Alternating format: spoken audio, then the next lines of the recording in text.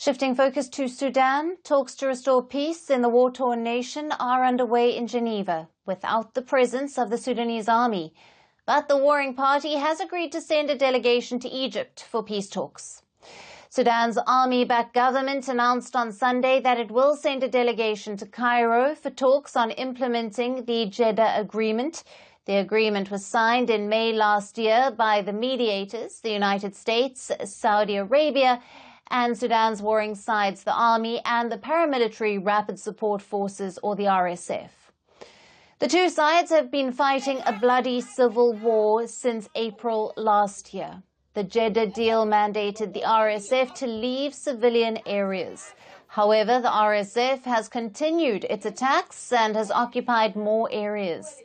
A fresh effort for brokering peace between the two sides began last week in Geneva and is expected to last until this week.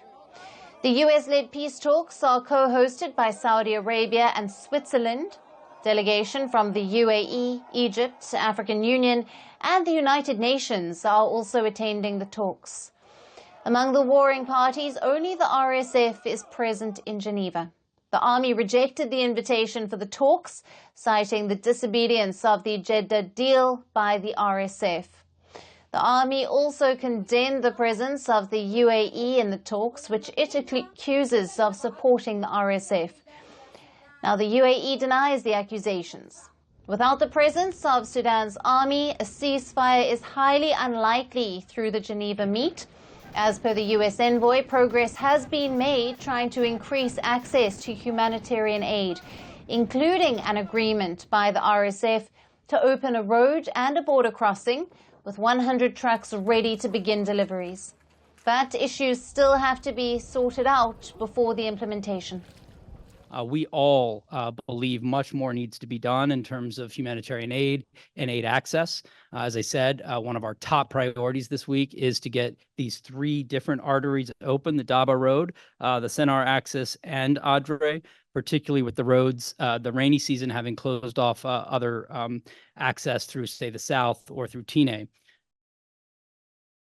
The civil war in Sudan has resulted in one of the world's worst humanitarian tragedies. As per the UN, the country is now at breaking point, with growing number of people without food, water and shelter. More than 16,000 people have lost their lives, and over 10 million people are now internally displaced. Climate change is on our doorstep. It's time for a revolution to take root.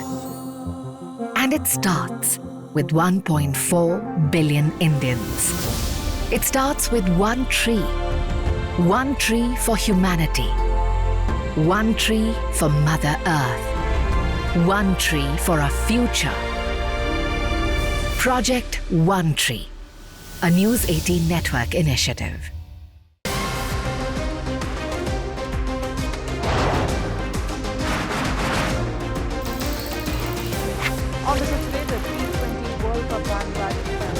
Across to the West Indies, what can you expect from this?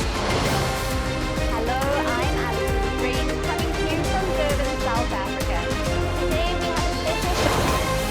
It starts with a report on India's shifting nuclear posture. For the first time since India officially became a nuclear power. Hello and welcome to Firstpost America. I'm Eric Ham, coming to you live from the nation's capital, Washington, D.C.